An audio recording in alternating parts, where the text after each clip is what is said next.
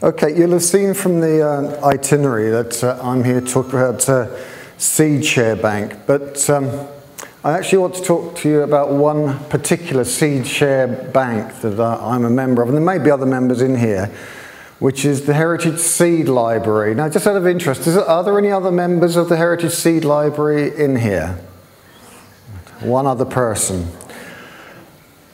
Heritage Seed Library is it's part of Garden Organic, so Keith will probably realise that basically I take gardening from a different angle to him. I very much avoid chemicals if I can and plant according to what will grow where I am, or find out the hard way if it doesn't. Anyway, Heritage Seed Library, what is it? What does it do and why? It was set up some years ago by Garden Organic when the UK and EU governments, in their wisdom, decided that seeds had to be kept on a national seed list, or the name of the seed. And those seeds that were listed were the ones that were commercially available through Seedsman, Kings, etc., Suttons, whoever. But if there were seeds in use that were not on the national seed list, it became illegal to sell them. Now, of course, people, gardeners, allotment growers, farmers, have been saving their own seeds of different kinds from time immemorial. Ever since people have been growing vegetable crops, people have saved their own seeds. And it was realised that if these seeds aren't kept in circulation and available, the whole genetic base of our vegetable seeds could be threatened. We would potentially end up with just half a dozen varieties of any particular vegetables growing all over the world, because as you've heard from Tony, the seeds are grown pretty much everywhere and marketed across the world. So there's this potential for, if some kind of disease process or climate change came around, that we could, in extremis, lose a whole crop. Whereas if we had lots of different ones around of the same cabbage, carrot, whatever, there was greater genetic diversity around. There was the chance of recouping losses.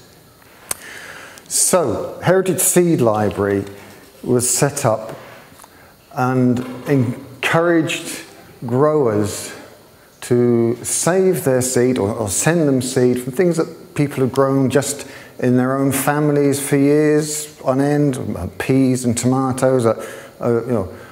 Great-granddad grew that particular tomato. We've carried on growing it. Nobody knows what the tomato name is or anything. So they wanted those to keep going. There were, of course, seeds that were grown, provided by various seedsmen that people had fallen out of favour, so they were no longer commercially viable.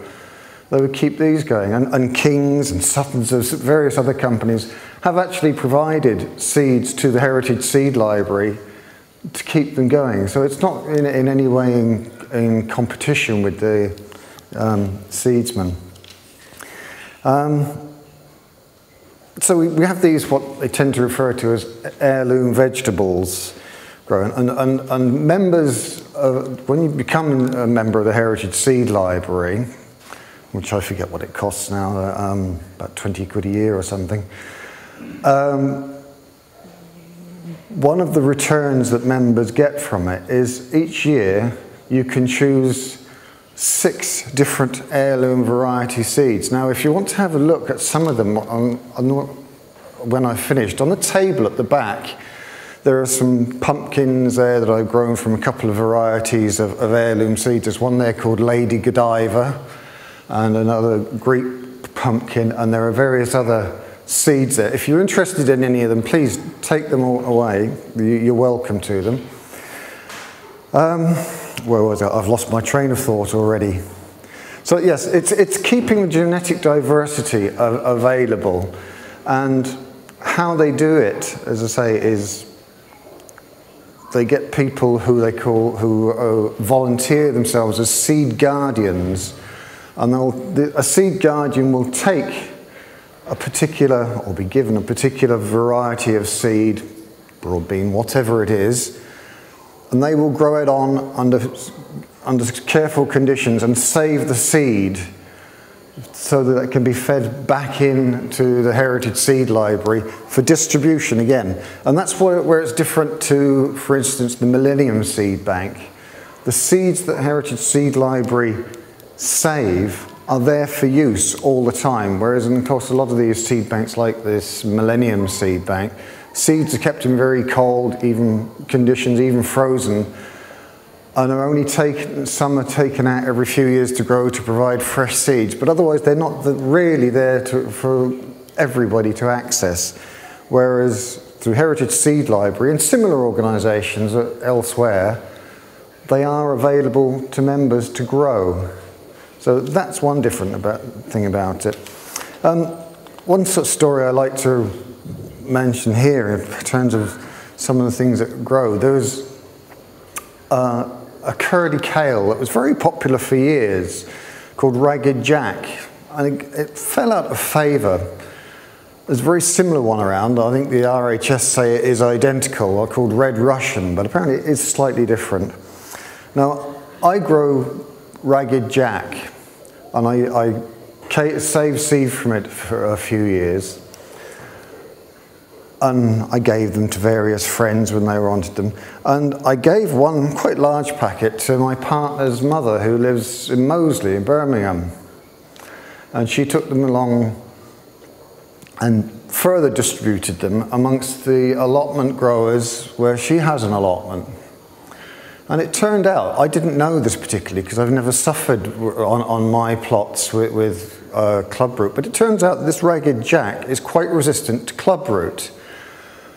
The people on this allotment plot in Moseley have been struggling to grow any kind of brassica at all for quite some time. And all of a sudden, this Ragged Jack grew for them, and they weren't losing it to clubroot. So it's been very well received by these allotment holders. So it's something that's come back, wouldn't have been available to buy, but now they're growing.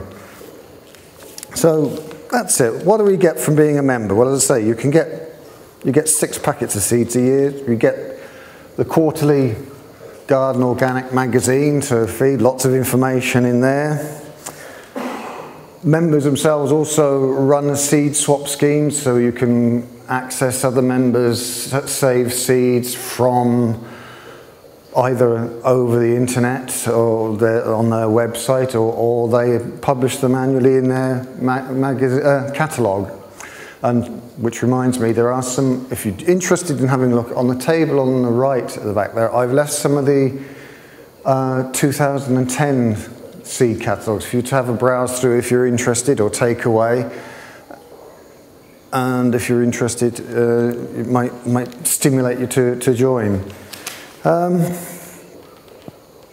That's about it, really, I think, for what I've got to say. I would like to show you some of the things that grow down. Now, this one already up is a variety of broad bean that is available, a crimson flowered broad bean. And now let's see what next we have. How do I go to the next slide?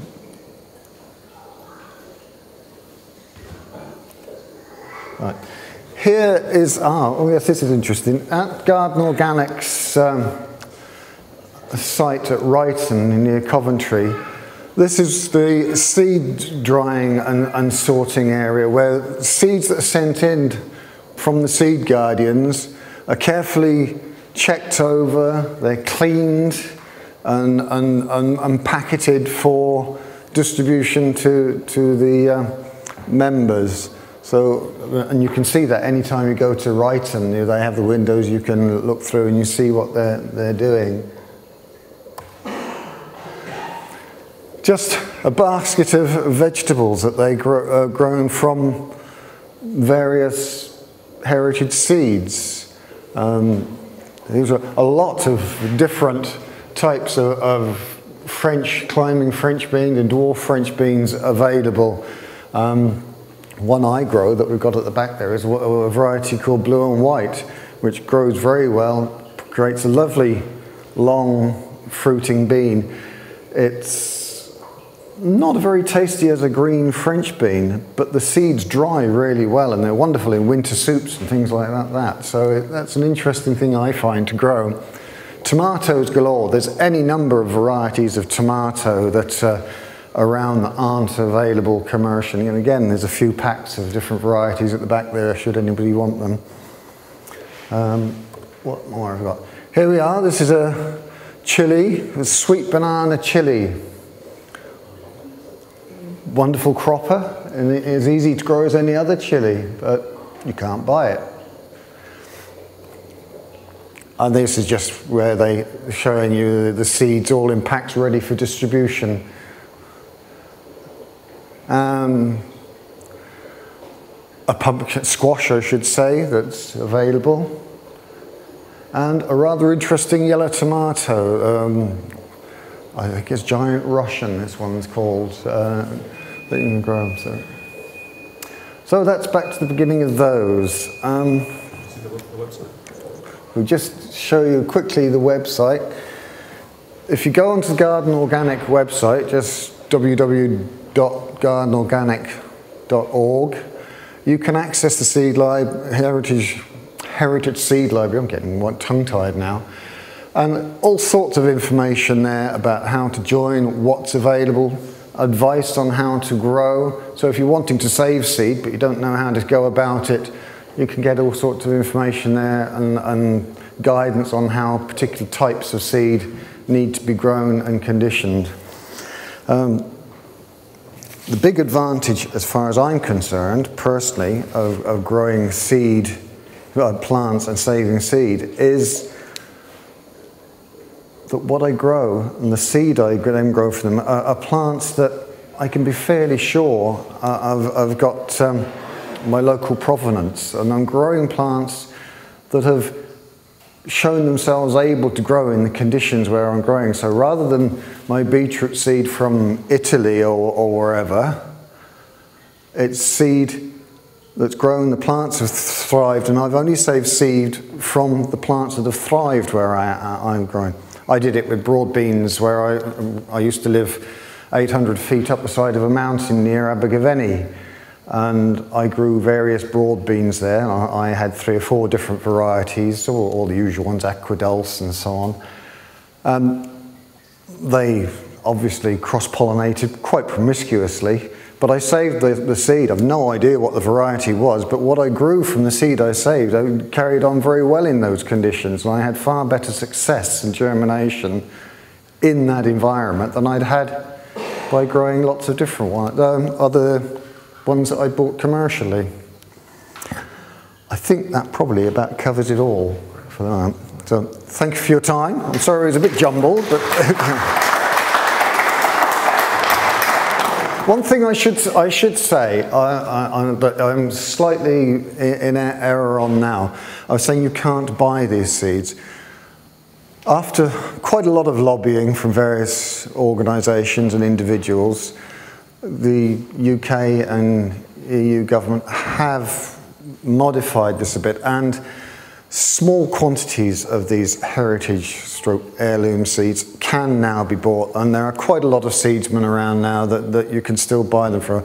Heritage Seed Library plan to continue, even although that's possible, because of course they're only going to sow what is going to be commercially worthwhile in these seeds. And if they can't sell a seed, it's still not going to go. So Heritage Seed Library have no intention of giving up on this. It's almost a bit like the corner shop, isn't it? It's, you know, it was just some sort of local seeds, and now you get we're much more commercial. We have supermarkets. Okay, thank you.